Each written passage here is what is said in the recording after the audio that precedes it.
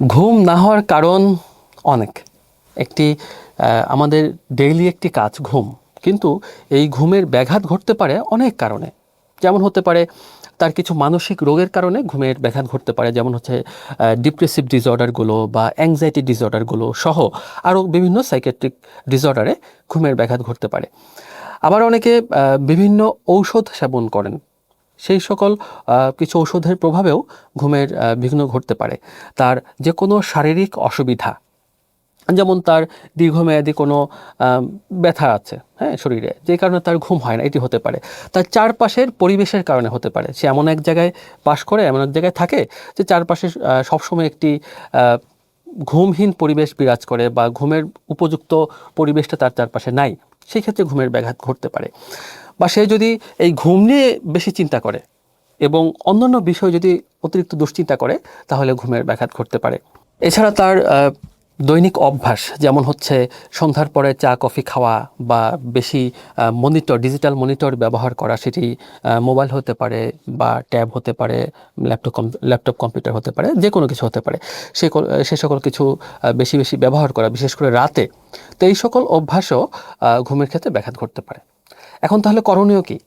করণীয় হচ্ছে আমাকে আগে আইডেন্টিফাই করতে হবে যে আমার যে ঘুমের সমস্যাটি হচ্ছে সেটি কেন হচ্ছে।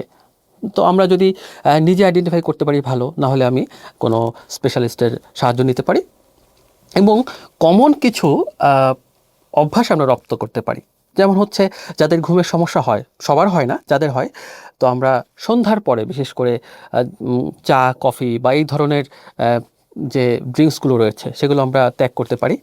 আমরা রাতের বেলা ঘুমের আগে বেশি ভারী খাবার না খেতে পারি, এবং ঘুমের অন্তত আধা ঘন্টা থেকে 1 ঘন্টা আগে আমার যে যাবতীয় ডিজিটাল মনিটরের যে কাজগুলো সেগুলো আমরা স্টপ করে দিতে পারি।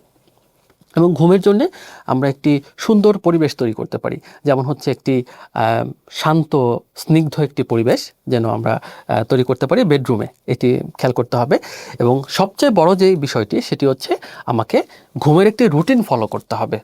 আমি নির্দিষ্ট সময়ে ঘুমোতে যাব, আমার ঘুম হোক বা না হোক, আমি সকালে নির্দিষ্ট সময়ে আমি উঠে যাব, এবং পরের দিন ঠিক একইভাবে আমি একই সময়ে ঘুমোতে যাব, একই সময়ে ঘুম থেকে উঠে যাব। যদি এমন হয় যে না, শোয়ার পর আমার ঘুম আসছে না, তাহলে আমি কী করব?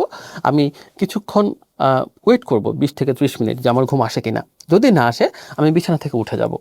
উঠে আমি ঘরে অন্য রুমে একটু বসলাম, বা একটু পানি টানি খেলাম, আমি ঘুমের জন্য ওয়েট করলাম। তো যখন আমার ঘুমটা চোখে আসবে, তখন আবার আমি বিছানায় ব্যাক করব। আর আরেকটি খুব বদভ্যাস আমাদের আছে, যে আমরা বিছানায় বসে অনেক কিছু করি।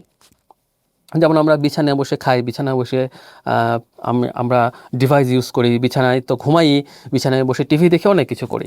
এই বিছানার ক্ষেত্রে ঘুম ছাড়া অন্য সকল অভ্যাস বাদ দিতে হবে। বিছানা হবে শুধুই মাত্র ঘুমের জন্যে। তাহলে আমরা যখন বিছানায় যাব, আমাদের চোখে অটোমেটিক ঘুম আসবে। এই বিভিন্ন অভ্যাসগুলো যদি আমরা রপ্ত করতে পারি, আশা করি আমাদের ঘুমটা আরও বেশি প্রশান্তিদায়ক হবে। আমি বিছানায় ঘুম ছাড়া অন্য সব কিছু অ্যাভয়েড করতে বলছি কেন? কারণ আমরা যে আমাদের শরীর, আমাদের যে মস্তিষ্ক, সেটি একটি অভ্যাস মেনে চলে। আমরা যখন বিছানায় খাই, দাই, ঘুমাই, তারপর হচ্ছে মোবাইল টিপি, টেলিভিশন দেখি, আড্ডা দেই, পড়াশোনা করি, তখন আসলে আমাদের ব্রেন কনফিউজড হয়ে যায়।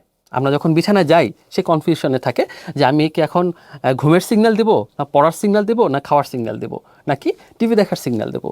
তো এটা আসলে ব্রেন বুঝতে পারে না। কিন্তু আমরা যদি শুধুমাত্র বিছানাকে ঘুমের জন্যই ব্যবহার করি, তাহলে আমরা যখন বিছানায় যাব, আমার ব্রেন বুঝতে পারবে যে না, বিছানায় গিয়েছে, তাহলে এখন আমার ঘুমের সিগন্যাল তৈরি করা উচিত, এবং ঘুমটা আমাদের দ্রুত আসবে।